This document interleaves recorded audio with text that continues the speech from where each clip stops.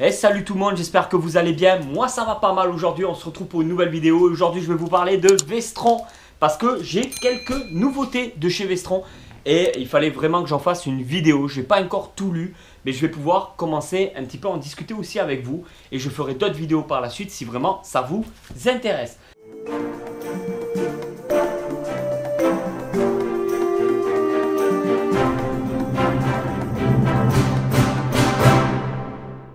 Je vous avais parlé déjà de Vestron, mon amour pour cette maison d'édition. Voilà, où il y a du Terminator, il y a du Transformers, il y a du Transformers avec du Retour vers le futur, du Transformers avec du Petit Poney, on a du Mask, on a du G.I. Joe. Il y a vraiment des licences de dingue chez Vestron qu'on ne retrouve vraiment pas ailleurs. Et ça, c'est vraiment top dans des livres qui font beaucoup penser au format. Au format de livres des kiosques, donc version américaine. Du coup, j'ai donc celui-là en nouveauté que j'ai lu et qui est vraiment top. Mais par contre, il faut savoir que c'est le tome 1, mais tome 1, volume 5. On n'a pas forcément besoin d'avoir des connaissances en Transformers pour pouvoir lire celui-là. Mais bon, il faudrait peut-être quand même lire aussi autre chose. Mais au tout début, en fait ici, il y a un speech de l'histoire qui va vous raconter un petit peu tout ce qui s'est passé pour qu'on puisse un petit peu s'y retrouver. Et ici, on a les différents personnages que l'on va rencontrer dans ce livre. On est uniquement sur du Transformers. Il ne va pas y avoir dans ce livre d'êtres humains. Il va y avoir que du Transformers qui vont se battre. Voilà. Et ça, c'est super intéressant. Ça change de tout ce que j'avais lu avant sur Transformers. Le fait qu'il y ait vraiment que des Autobots, des Decepticons, qu'on en sache plus sur eux, sur leur passé, tout ça. Je trouve que c'est juste dingue. Les dessins sont magnifiques. Les combats sont top. J'adore leur façon de voir un petit peu comment se transforment les différents personnages. Il y a un petit peu d'humour aussi, voilà, c'est quand même adapté à tout le monde, à tous les âges. Et c'est ça que j'adore chez Vestron, c'est que c'est adapté à toute la famille. Alors, quand on lit un Vestron, beaucoup de gens m'ont déjà écrit en disant « Est-ce qu'on peut l'ouvrir comme ça? Est-ce qu'il ne va pas se tordre un peu ?» Non, Vestron, c'est une qualité au top. Les livres sont hyper souples, il n'y a vraiment aucun souci. Il ne va pas se plier ou prendre la forme, il va rester dans ce format-là. Et c'est vraiment top. Et comme d'habitude, les petites pochettes. Alors, j'ai fait des recherches. Je n'ai pas trouvé de pochette adaptée à la taille Vestron. Peut-être que ça existe. Je pense que ça existe. Mais j'en ai pas trouvé. Donc, j'ai acheté tout simplement des pochettes que j'avais déjà d'ailleurs, celle-là. Où je mets le Vestron donc à l'intérieur de la pochette. Et ensuite, j'ai recoupé au ciseau tout le haut de la pochette. Parce qu'elle était beaucoup trop haute. Donc là, on a vraiment une bonne taille. Sauf qu'on ne peut plus la fermer. Mais ça, c'est pas grave parce que du coup, on peut directement prendre le Vestron et le remettre directement dans sa pochette. Désolé si je parle un petit peu du nez. Je ne sais pas si ça s'entend. Je suis très enrhumé en ce moment. Nous avons Cobra Kai en nouveauté que je n'ai pas encore lu sauf le résumé. Voilà. Cobra Kai. Alors, je ne sais pas du tout ce qu'il vaut honnêtement. Je pense que il doit être vraiment pas mal. Les dessins m'ont vraiment énormément plu. Je vais vous faire des petits... voilà, des petits... Alors, la rentrée approche et Johnny va retrouver son lycée où il fait la loi avec toute la bande du dojo Cobra Kai. Mais lorsqu'un petit nouveau, Daniel Larousseau, arrive en ville et commence à tourner autour de la fille qui lui a brisé le cœur, Johnny décide de lui montrer qu'il est le plus fort dans l'espoir de la reconquérir. C'est en tout cas ainsi que le sensei Johnny racontera cette histoire aux élèves de Cobra Kai 35 ans plus tard. Donc on se rend compte qu'en fait c'est tout simplement le sensei Johnny qui raconte l'histoire à ses élèves de ce qui s'est passé 35 ans auparavant. Donc une histoire qu'on connaît déjà mais que je ne connaissais pas à lire en livre, en comics. Donc pour les fans de Cobra Kai, ça devrait, je pense, beaucoup vous intéresser. Alors je vous montre, même si de base vous devez peut-être déjà connaître cette histoire, regardez les dessins, franchement c'est de la grosse tuerie. C'est Vestron, comme d'habitude, format de dingue. Je vous conseille vraiment de le faire parce que vous pouvez trouver ces pochettes un petit peu partout. Moi, je les achète sur Amazon et ça me revient à 9 ou 10 euros les 100 pochettes. Donc, vous achetez une fois 9 ou 10 euros. Et avant d'avoir 100 livres Vestron, déjà, ça serait pas mal. Donc, G.I. Joe, je l'ai lu, j'ai kiffé de dingue. Il est vraiment super, super sympa. C'est la première fois que je lisais du G.I. Joe. Je suis pas déçu. Il y a un petit peu d'humour. On retrouve un petit peu les personnages, donc chez les gentils et chez les méchants. Les dessins, ils sont dingues. Hein. Regardez-moi ça.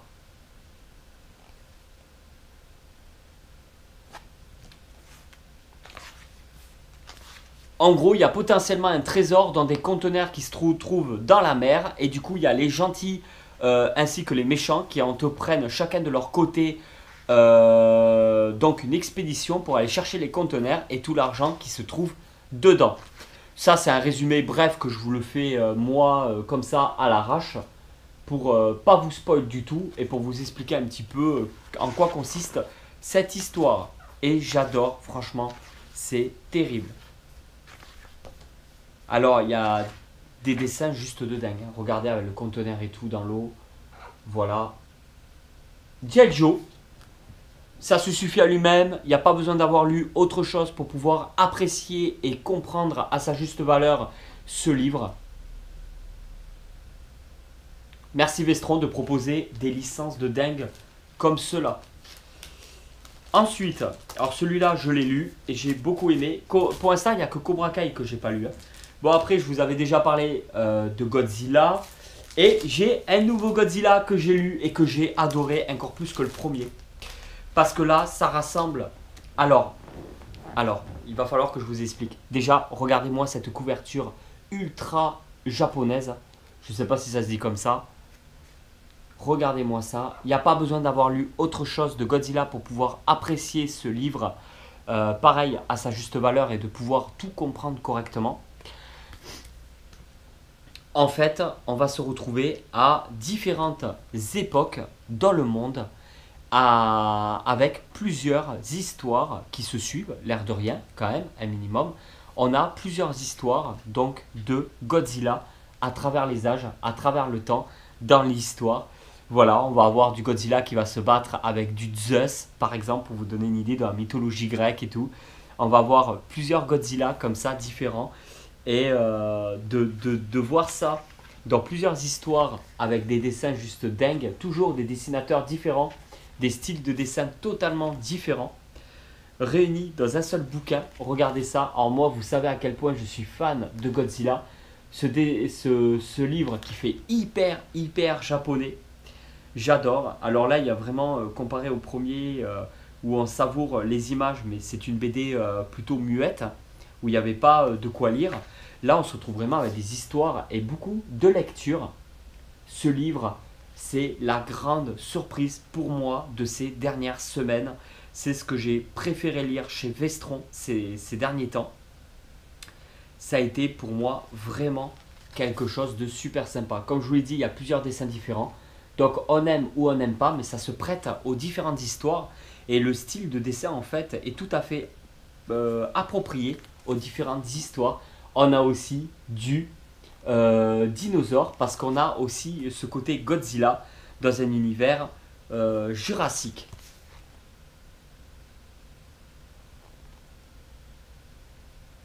C'est juste dingue. Franchement, Godzilla à avoir absolument dans sa collection. Oh là là, les dessins de dingue. Il y a même de l'extraterrestre, il y a de tout. Franchement, je l'ai lu hyper vite. Mais ce qui est bien, et je vous le dis franchement, celui-là, je le relirai avec plaisir d'ici quelques semaines. Et même plus encore, je pense que je vais le relire plusieurs fois. Parce que c'est vraiment un livre qui m'a énormément plu. C'est pour moi une très grosse surprise. Regardez ces dessins-là. Donc Godzilla, Rage Across Time, je sais pas quoi. En résumé, voyager à travers les âges pour découvrir l'origine des mythes qui alimentent les cauchemars. Voyez le Japon féodal, la préhistoire, l'Angleterre médiévale et l'antiquité des dieux et des conquérants se faire piétiner par Godzilla et les colossaux kaiju. Et ça, c'est génial parce qu'on va vraiment être à travers les âges, à travers le temps, avec différentes histoires, avec toujours Godzilla qui met une branlée à tout le monde, un peu genre Gon. Je sais pas si vous connaissez les mangas Gon, où dans Gon, il n'y a rien à lire. En fait, on regarde les images et Gon, en fait, il est toujours en train de tout terrasser. Et là, c'est un petit peu, ça m'a fait un petit peu penser à ça, sauf qu'il y a beaucoup de lectures, beaucoup de choses à lire. Et alors, regardez-moi ces dessins à la japonaise. C'est fou. Franchement, ce livre, j'insiste beaucoup là-dessus, il m'a énormément plu. Voilà, donc je voulais vous en parler. C'est ça que j'adore avec cette chaîne YouTube. C'est qu'il y a toujours des choses à vous montrer. Parce qu'en fait, je partage tout ce qui me plaît, tout ce qui me tient à cœur, tout ce qui me fait plaisir. Des fois, ça vous intéresse plus, des fois, ça vous intéresse un peu moins, forcément. Tout ce que j'aime ne peut pas plaire à tout le monde, mais il y a toujours des gens, que ce soit une dizaine de personnes, une centaine de personnes, des milliers de personnes, il y aura toujours quelqu'un intéressé par ce que je vous montre. Et ça fait super plaisir. Transformers vs Petit Poney, je vous en avais parlé, c'est de la tuerie. Ensuite, nous avons donc celui-là aussi. Là, je vous montre tout ce que j'ai de Transformers. Alors ça représente tous les Transformers qu'on peut retrouver sur les boîtes Hasbro de l'époque. Et même de maintenant, je crois. Je ne sais plus exactement. Avec les différents croquis, les dessins qui sont juste dingues. Donc ça, c'est vraiment pour les fans de Transformers. Du Terminator.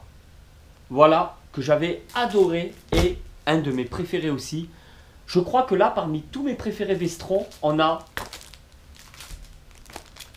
Pour l'instant, Cobra Kai, je ne l'ai pas lu. Transformers vs Retour vers le futur. Je fais un petit rappel pour ceux qui n'ont pas vu la vidéo. On est sur le premier film Retour vers le futur. Quand Marty avec Doc, quand Marty part dans le passé avec la DeLorean, tout ça. Sauf que c'est en gros comme un what if en fait. Et si il y avait Transformers par exemple dans le monde de Retour vers le futur avec Marty, Doc Brown, le chien Einstein. On a, comment il s'appelle lui déjà? Ah, je perds tous mes mots. Biff Tannen. Voilà. Je vous conseille fortement ce Godzilla là que j'ai surkiffé. Et alors, G.I. Joe qui est une très bonne surprise pour moi que je connaissais pas et que je regrette pas du tout, du tout. L'autre Godzilla c'était celui-là où il n'y a rien à lire. Là on a vraiment que des paroles. On n'a vraiment rien à lire, on n'a que des images avec des dessins assez particuliers, mais j'ai beaucoup aimé. Parce que là, on se retrouve avec Godzilla en enfer qui doit passer certaines épreuves. Et je pense que pour les fans de Godzilla, c'est un indispensable à avoir dans sa collection avec ses dessins de dingue. Voilà. Mais il m'a énormément plu, mais beaucoup moins que le dernier Godzilla là que j'ai. Qui pour moi il est juste dingue. Donc après forcément si vous aimez pas Godzilla, vous lancez pas là-dedans. Hein. N'achetez pas parce que moi j'ai adoré, achetez parce que ça pourrait vous plaire. G.I. Joe, alors là beaucoup d'action, très facile à comprendre. Parce que des fois j'ai du mal à comprendre certains livres. C'est la 3e vidéo que je sors sur Vestron, sur la chaîne YouTube. Et il y en aura d'autres au fur et à mesure parce que vraiment c'est quelque chose que je kiffe. Je veux au moins finir, commencer et finir Cobra Kai que j'ai pas encore lu. Vous faire peut-être une vidéo avec des nouveautés Vestron et tout. Et vous parler de Cobra Kai si j'ai aimé ou pas. Mais je pense qu'il va quand même beaucoup me plaire. Suivant de toute façon déjà le résumé que j'ai lu. Il n'y a pas de raison, je pense que ça va vraiment me plaire. Voilà, je vous ai parlé de mes coups de cœur, de mes préférences, de ce que j'ai préféré parmi tous ces livres-là. Si on remonte à Terminator, j'en ai 2. Donc j'ai celui-là et celui-là qui sont totalement différents. Parce qu'il y en a un qui se passe directement dans le futur avec donc les robots, hein, le jugement dernier, tout ça. On est vraiment avec les rebelles dans le futur et Skynet. Des dessins hyper réalistes. Qui sont très particuliers, que je connaissais pas encore, que j'ai pas du tout l'habitude de lire, mais qui m'a vraiment beaucoup plu. Voilà, je vais vous montrer d'autres dessins. Vous voyez, c'est des dessins assez particuliers que l'on peut retrouver. C'est ça que j'adore aussi avec Vestron, il y a tellement de dessinateurs différents, des histoires différentes qui sont republiés par Vestron et tout, et c'est génial. Et celui-là, des deux, c'est celui que j'ai préféré lire, avec des dessins un peu plus cartoon, on va dire. Regardez ça. Alors celui-là, je l'ai préféré à l'autre, parce que je sais pas, pour moi c'était peut-être plus de nostalgie en lisant celui-là. Là, on est directement avec plusieurs cyborgs, donc hommes et cyborgs femmes. Je ne sais pas si ça se dit comme ça, parce que est-ce qu'ils ont vraiment un sexe ou pas les cyborgs? Je ne pense pas. Et une équipe de personnes qui vont dans le passé et donc qui se font la guerre entre eux. Voilà, c'est un petit peu comme le Terminator 1, Terminator 2, où voilà, il y a un robot qui va dans le passé, un humain qui va dans le passé, ils s'affrontent. Dans le 2, c'est le T800 et le T1000 qui vont dans le passé. Donc, et là, on a donc une équipe d'humains et une équipe de robots qui vont dans le passé. Et c'est vraiment super intéressant. Moi, j'ai beaucoup aimé. Et les dessins qui m'ont vraiment fait quelque chose. C'est quelque chose que j'ai beaucoup aimé. Donc, j'ai quand même ma préférence au niveau des Terminator pour ce tome-là. Je vais essayer de le remettre dans sa petite pochette. Hop, que l'autre tome. Même si j'ai beaucoup aimé, on est sur deux histoires totalement différentes et des dessins totalement différents. Donc Vestron, je vous mettrai tous les liens dans la description parce que quand vous allez sur le site officiel de Vestron et que vous cliquez potentiellement sur un livre qui pourrait vous plaire, comme Halo par exemple, qui est devenu très difficile à se procurer, que je ne devrais pas tarder à recevoir d'ailleurs, que j'ai réussi à me commander. Donc quand ces livres-là de chez Vestron vous intéressent, sur le site officiel, vous avez les différents liens des endroits comme BD Fugue et tout, Amazon, tout ça, les endroits où vous pouvez vous procurer du Vestron. Il y a aussi la librairie à Paris Original Comics que je suis sur YouTube qui présente aussi du Vestron de temps en temps. Donc ça pourrait vraiment vous intéresser. Je vous mettrai tous les liens dans la description. En attendant, j'espère vraiment que cette vidéo vous a plu. Si cette vidéo vous a plu, n'hésitez pas à liker, partager la vidéo autour de vous. Et je vous dis à très vite pour une nouvelle vidéo. Allez tout le monde, ciao!